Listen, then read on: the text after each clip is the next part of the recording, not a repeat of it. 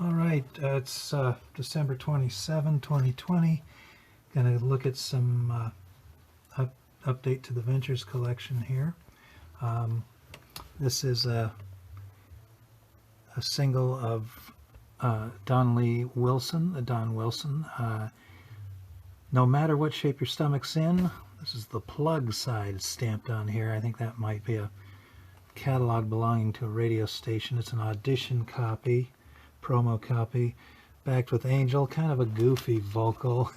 That's no matter what shape your stomach's in. I don't even know. I think it's on one of the albums somewhere. Anyway, maybe a Vault series. This is a generic Dalton cover on Lady of Spain, Blue Moon being the A side, really. Lady of Spain is a non-LP B side. It's since appeared on, compilations, but otherwise it was never originally released on a Ventures LP. This is a really great one. Judd Hamilton doing Dream, backed by the Ventures. This is a great single. Your Only Boy, written by Judd Hamilton, but Johnny Mercer was the one who wrote Dream. This is an upbeat version, and boy, it's really great. And that's kind of a rare one. Yellow Jacket. That's a great Ventures original, backed by with a non-LP B-side, Genesis. Genesis did appear on the Ventures, what's called Ventures White Album, BG 101, which was just a privately made album they did, and I have it in another video. Yellow Jacket's a great tune. But Genesis is also a great tune. Did they write it or did someone else? Hank Levine wrote Genesis. The Ventures wrote Yellow Jacket, but Hank Levine on the B-side. Instant Mashed. This is, again, in a Dalton generic sleeve. What is the... My Bonnie Lies is probably the A-side. But Instant Mashed, different version that you hear than what you hear on the Mashed Potatoes and Gravy. It's the same arrangement. This is just a bit more raw. They're really hitting it hard on this one. And that's a really good single. Lolita Yaya, that came out on Going to the Ventures Dance Party album. It was on, in other words, it was on an album. And I think this one was some kind of a hit for the Ventures. Lucille, or at least hit the charts is what I mean. Lucille from the Mashed Potatoes and Gravy album. This one has a different Division of Liberty Records thing here, but that's a nice single. Lullaby of the Leaves, another track that they took off Chet Atkins' Hi-Fi and Focus album, and rocked it out. Backed with Ginchi. Both of those were on LPs, both of these songs. Ginchi, I'm sure it was. Walk Don't Run 64, another generic Dalton sleeve. And The Cruel Sea. Walk Don't Run 64 was more of their surfed up version of the hit they had at the end of 1960 into 61, Walk Don't Run. This was 64, and I don't know, I'd never purchased these singles until recently. In the last year, I started thinking, well, maybe I should get some of those, because they sound good on 45 RPM. Arabesque, audition record, a Henry Mancini tune from a movie of the same name. This is a promo copy. Ginza Lights, the Ventures' first foray into making Japanese songs, songs for the Japanese market, I should say, so both. Well, no, Arabesque did not appear on an LP, and this, I say it's from the Henry Mancini. Well, it's Henry Mancini, but it's from a movie called Arabesque. They didn't use the Ventures version in the movie. It's probably some Henry Mancini orchestrated version. Here's a German copy of Coming Home Baby and Blue Star. Blue Star is such a great tune. That's on the Walk Don't Run 64 album. Yeah, okay. So that's the Germans' version of the picture sleeve. The U.S. one I've shown before. Same single, Coming Home Baby, Blue Star. Also a picture sleeve though in the U.S. And I'm going to leave it there. Okay, this is Storefront Lawyers from a TV show called Storefront Lawyers. I think they also called it Men of Law or something later on. You know, this show only lasted a year. And they actually did use this version in the TV show. It's Mort Stevens with the Ventures collaborating, as they did with Hawaii Five-0. And of course Hawaii Five-0 was a big hit, and they said, well, let's try it again. And this time we'll actually use the Ventures on the TV soundtrack, whereas on the Hawaii Five-0 it's not really the Ventures. The Ventures did have the full single, and then it became the big hit. But the TV version is on an album and was not the big hit that the Ventures had with it. Kern County Line is a Ventures original, mainly Jerry McGee, by the sound of it. A nice kind of a country, cosmopolitan country thing. No, maybe more like later 60s country rock is what I should say. It's not cosmopolitan country, not at all. It's late 60s country rock. So this is a Liberty generic sleeve. The Storefront Lawyers, this is the full version of the tune, and on the TV show you can see it on YouTube, and you'll hear the Ventures playing it. If you watch an episode at the opening, you'll see not see them, but hear the Ventures, and they cut it off just before it gets really good. The band starts going into the ensemble section, and it's really blasting, and I think, man, I wish they would have not stopped it. You know, of course they do, because they don't want to. They don't want to get. They allow maybe a minute for the opening, and boy, it's much more exciting though. The Mercenary. This is Ennio Morricone. Morricone. I never know how to pronounce his name. I still don't know whether it's Porsche or Porsche, so I don't know. I drive a Toyota. So anyway, this is the Mercenary, and it's also from a movie called The Mercenary. I doubt they used the Ventures version in the movie. I haven't looked that one up, but I know Ennio was always who lived a good long life, and he passed away, I believe, in the last year. Always used an orchestra on his themes. So let's see. This is a Japanese EP. You know, they would just take songs and off of Ventures albums and make their own EPs out of them.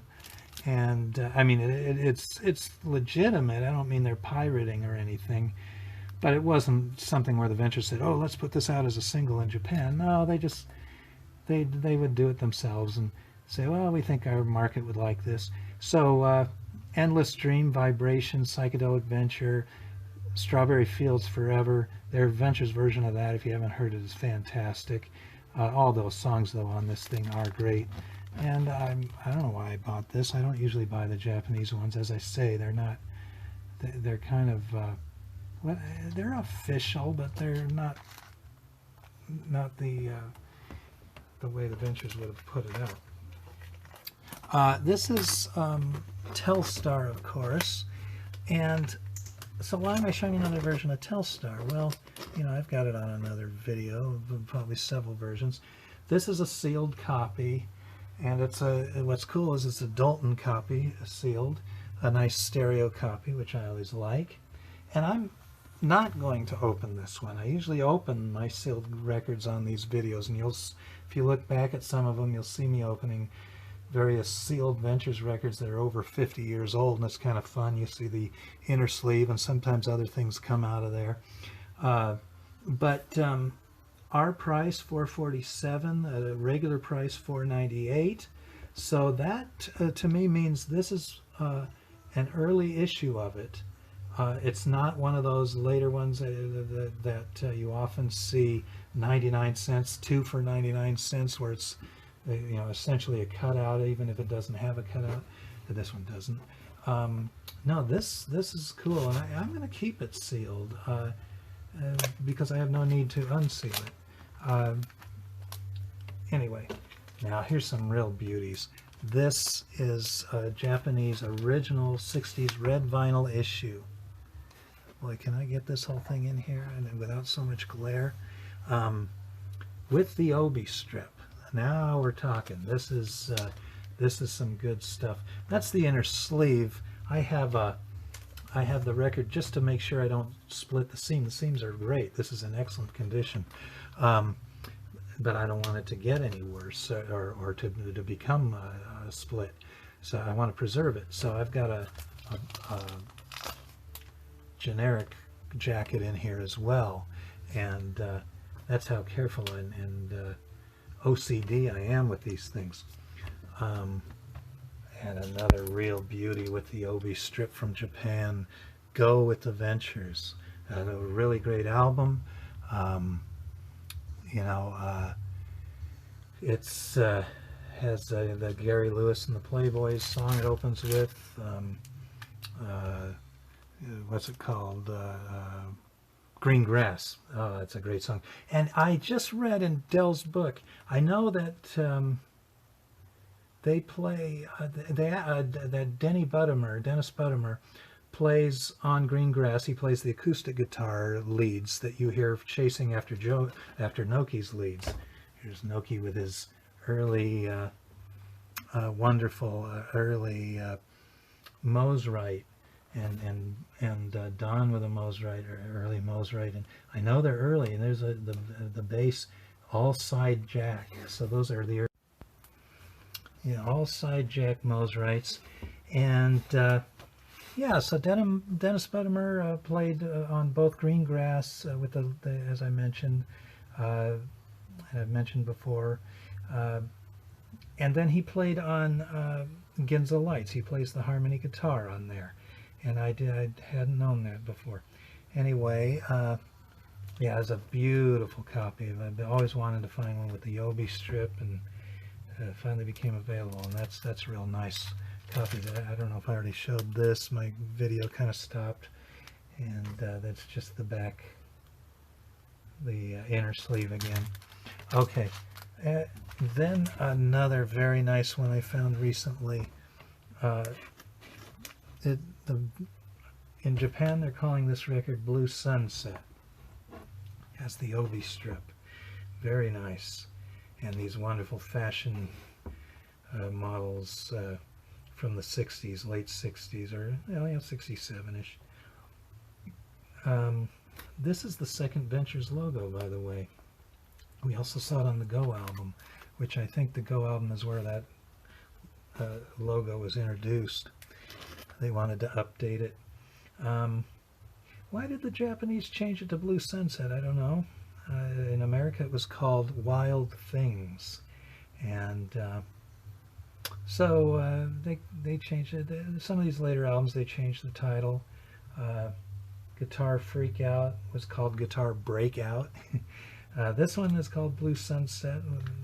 I know they like the kind of the picturesque titles in Japan. I've seen examples of that anyway. The inner sleeve with a couple of Ventures records here, and a Beatles record. The Ventures did very well in Japan, even while the Beatles were taking over the world. Ventures did extremely well with the Japanese market, and so that was a great find. Here is another really neat thing that just came out. Wonderful movie, and I saw it in the theater in somewhere in Los Angeles at least maybe a good year ago, I'll say, and it had a single showing, and then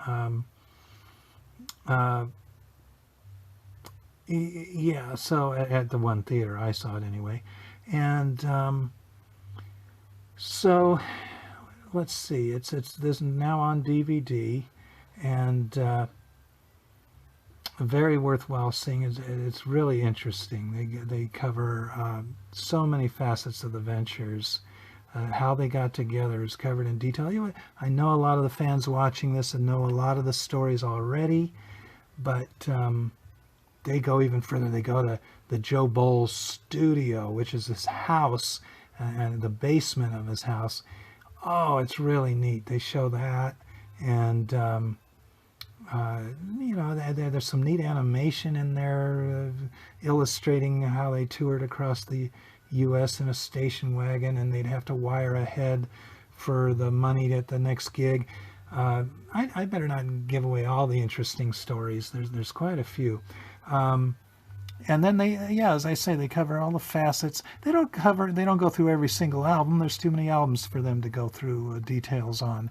But they cover the periods of the albums, the surfing period, the disco period. They cover everything. And fortunately, there was only one disco album, I think. But anyway, so this, and then a lot of famous people on here. I was quite thrilled to see Mark Farner from Grand Funk talking about the Adventures the influence they had on him. And Deke Dickerson, who's a neighbor up here where I live, and Wayne Kramer and Jimmy Page is on here, and he even mentions that him and Eric and Jeff they listened to the Ventures records early on.